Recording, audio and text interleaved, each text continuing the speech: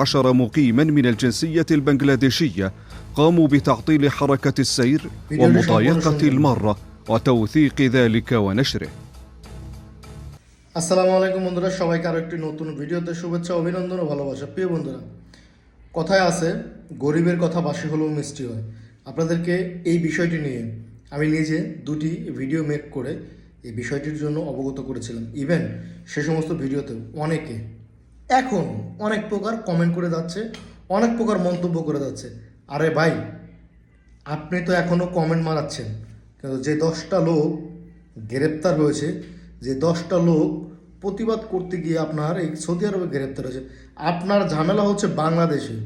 আপনি চাইলে সেটাকে অনলাইনের মাধ্যমে কিংবা আপনার পরিবারের মাধ্যমে সেটাকে প্রতিবাদ করতে পারেন। আপনার কোনো ভাই বেড়াদার স্টুডেন্ট থাকলে, ছাত্র সাথী থাকলে তাকে আপনি রাস্তায় নামতে বলতে পারেন। আপনি সৌদি আরবের মাটিতে বসে, দুবাইয়ের মাটিতে বসে, কাতার, কুয়েত, বাহরাইন বিভিন্ন রাষ্ট্রে বসে আপনি কিসের রাজনীতি করেন কিংবা কিসের মিটিং মিছিল করেন? আপনার নিম্নতম মাথায় কি সেন্স নাই যে 2,25,00,000 অধিক প্রবাসী এটি নিয়ে হুমকির মুখে যেতে পারে? যেমন দুবাইতে গতকালকে গ্রেপ্তার হয়েছে বেশ কিছু লোক, কাতারে হয়েছে। আজকে আপনারা নিউজটি নিজেরা শুনলেন, সৌদি গভর্নমেন্টের দেওয়া কিন্তু নিউজ, আপডেট কিন্তু নিউজ, যে বিষয়টি তারা বলেছে 10 জন বাংলাদেশি গ্রেপ্তার হয়েছে। কী কারণে সেটাও বলেছে।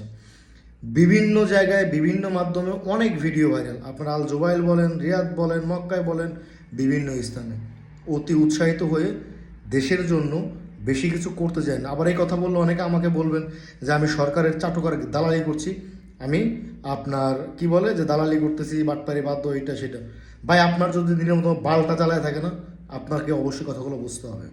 আপনার পেটে ভাত না থাকলে আপনার পেটে ভাত কেউ দিয়ে যাবে? এই যে 10টা ছেলে যে গ্রেপ্তার হয়েছে, এই 10টা ছেলেকে ছাড়বে? আর এই 10টা ছেলের পরিবারের কী অবস্থা হবে একটাবার চিন্তা করছেন? হ্যাঁ, আপনার যুক্তির সঙ্গে আমি একমত। বাংলাদেশে বর্তমান যে পরিস্থিতি, আপনিও দেশে যোগাযোগ করতে পারছেন না, আমিও পারছি না পরিবার পরিজনের সঙ্গে, কিন্তু আপনি এই দেশে বসে কিভাবে মিটিং মিছিল করেন? এটা ঠিক না।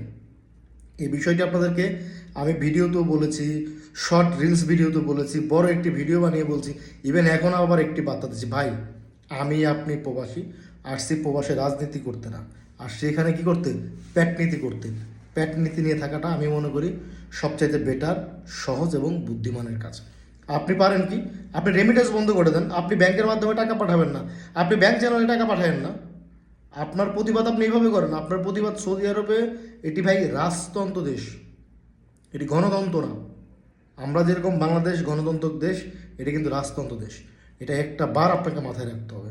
অতি উৎসাহিত হয়ে কিছু করা ভালো কিছু বয়ে আনে না। এই 10টা ছেলের যে জীবনের ঝুঁকি কিংবা তাদের পরিবারটা ধ্বংস হয়ে গেল, কয়জন দিবে? যারা মিটিল মিছিল করছে এরা কি প্রত্যেকে গ্রেপ্তার হয়েছে? না, হাতে গোনা 10টা ছেলে।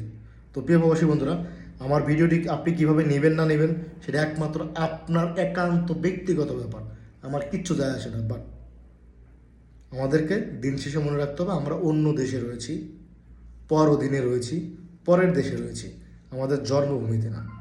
সবাই ভালো থাকবেন, সুস্থ থাকবেন। দেখা হবে নেক্সট ভিডিওতে আরও নতুন কিছু নিয়ে আপনাদের মাঝে। আল্লাহ।